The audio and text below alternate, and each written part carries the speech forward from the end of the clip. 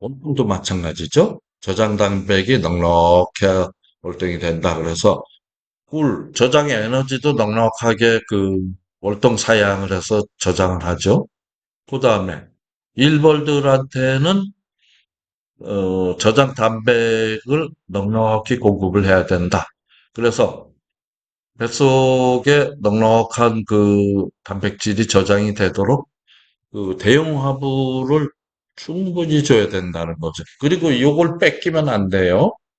요걸 응애나 찐디물한테 뺏기면은 상당히 곤란하죠. 그렇기 때문에 월동이 들어가기 전에 그런 녀석들을 잘 방지하는 것이 굉장히 필요하죠. 그래서 뱃속에 단백질이 많아서 넉넉하다.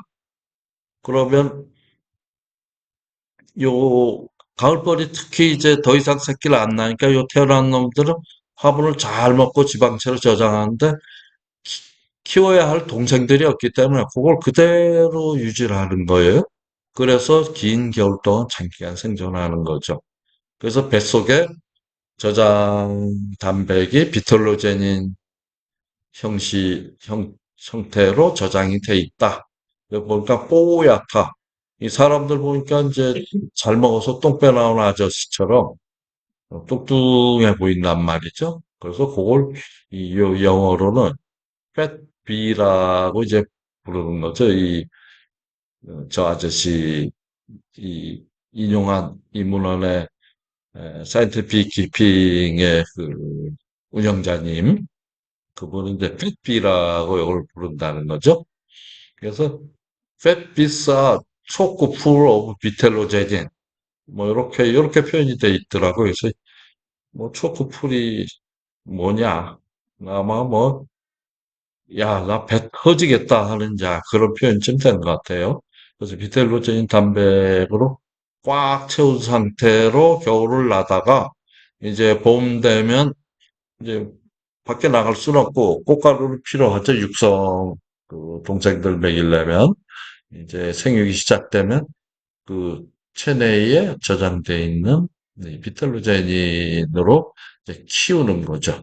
그래서 얘네들이 이제 다 일벌로 태어나면 그리고 그 비탈루젠이 다 소진된 애들은 이제 수명이 다해서 크는 부분이 이제 낙공을 하게 되는데 그냥 벌들이 갑자기 숫자가 줄어드는데 양봉용어로는 이 춘감 현상이라고 이제 표현합니다. 봄 됐는데 갑자기 확 줄어들어서 멀쩡하던 놈들이 이제 그런 표현들을 하는데 바로 이런 원리로 이제 자기 역할을 다 한 다음에 이제 죽는 거죠.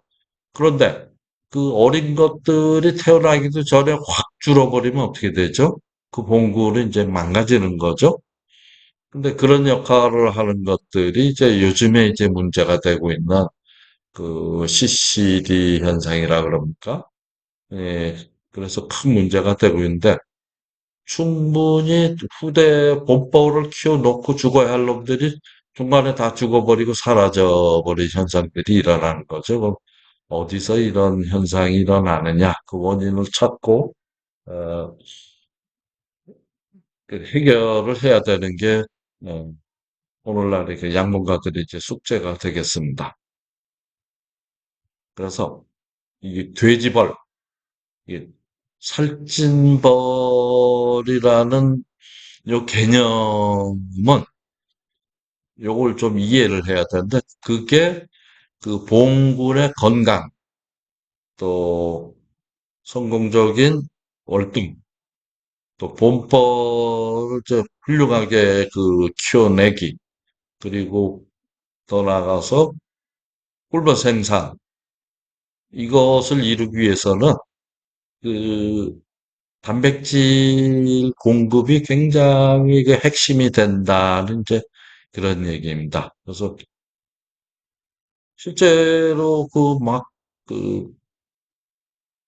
꽃이 있으니까 당연히 꽃가루가 들어오겠죠. 이렇게 생각하는 것보다도 충분한가, 넉넉한가 이것을 점검을 해가지고 이 봉분의 건강, 면역력을 올리는 것이 굉장히 중요하다고 생각됩니다. 음, 요거는 뭐 제가 그 IoT 방식으로 그 벌 봉군을 그 모니터링, 그 리모트 모니터링을 할 수 있는가 지금 해서 개발해낸 그런 연구 과제의 데이터인데요. 어, 농림축산, 이름 잊어버렸네, 오래돼서. 그, 윤기평 평가원에서의 그 지원을 받아서 그 결과를 얻어낸 연구 과제인데요. 보면 이제 이렇게 건강한 것들은 외부 기온의 편차에 관계없이 일정한 그 하루의 일교차를 보이고 그 꿀을 가져와서 이제 중량이 계속 늘어나고 있습니다. 근데 좀 약분들은 영 그게 그대로 있죠? 뭐 이런 내용들, 이런 것들이 이제 아직 사업화를 하질 못했는데 사업화되면 농가에도 이제 많은 도움이 될 것 같아요. 굳이 뚜껑을 열지 않아도 이렇게 암으로만 보는 게 아니라 실제 데이터로 볼 수 있다는 게 상당히 괜찮은 것 같아요. 이렇게 보면은, 얘는 잘 늘어나고 있네. 뭔가 건강하다. 얘는 어째 맨날 제자리. 그럼 이게 뭔가 조금 약군일 수도 있고, 이런 건 강군일 수도 있고, 그런 것은 이제 이산화탄소 농도에서도 반영이 되고 있는데, 뭐 이것을 오늘 설명하기에는 좀 부족한 거고요. 이런 식으로 우리 농민들도 이제는 IT 기법을 좀 활용할 필요가 있다고 생각됩니다. 지금 많은 연구자들이 이제 이러한 연구를 하고 있는데, 뭐 조만간에 좋은 결과가 나오겠죠. 요거는 이때에 지금 우리가 이 5월, 6월에 많은 그 꿀을 생산을 하게 되는데 일반적으로 공구는 5월 5월 말 6월 초에 그 피크를 이루게 되고 그다음에 이제 감소하면서 또 겨울을 났다가 다시 봄에 다시 또 그 빌드업 돼서 또 요것을 반복하는데 이 응애의 숫자는 지금까지는 크게 큰 문제가 안 되고 있는데, 이제 6월 되면서 급속히 늘어나서, 9월, 10월에 피크를 이루게 됩니다. 그렇다면은 우리가 해야 할 게, 요 대유밀기에서 꿀을 채미를 한 이후에는 이 진드기 응애 방제를 위한 노력을 해야 할 시점이 이때부터라고 판단합니다. 그래서 꿀이 들어올 때는 여러 가지 그 약재 쓰기가 좀 어려우니까 이러한 경우에는 펄집을 응용해서 좀 많은 부분을 우선 제거하고 자 이제 가을에 들어가게 되면은 그때에는 이제 그 철저하게 외부 기생충을 관리를 해야 될 때가 온다고 봅니다. 이러한 부분은 이제 추후에 또 한번 같이 의논해 보겠습니다. 이 부분은 이제 우리가 제가 강의하는 이제 오프라인 강의에서 할 내용인데, 6월에 이제 양분 관리를 해야 할 내용들이 어떤 것이 있는가. 그래서 대유밀기가 끝나고 그 외에 그 야생화라든가, 뭐 제주도 같은 경우에는 뭐 밤꿀이 없으니까 그 외에 또 제주도 나름대로의 그 야생화들이 있습니다. 그래서 이런 거 채미를 위한 준비를 해야 되고요. 이제 공군수가 벌의 밀도가 좀 조금씩 줄어듭니다. 그럼 거기에 맞게 소비도 축소하고 공군은 이제 재정비해야 되고요. 또 내년을 위해서 이제 여왕벌 교체를 하고 되게 경제적인 관점에서 되게 영벌이 1년만 사용하더라고요. 이제 이런 부분들. 그 가장 중요한 또 질병, 해충 방제를 해야 되고요. 또 전문가들이 로얄 젤리나 이제 봉독을 생산하기도 합니다. 그리고 이 벌집들을 잘 보관해서 내년도에 또 써야죠.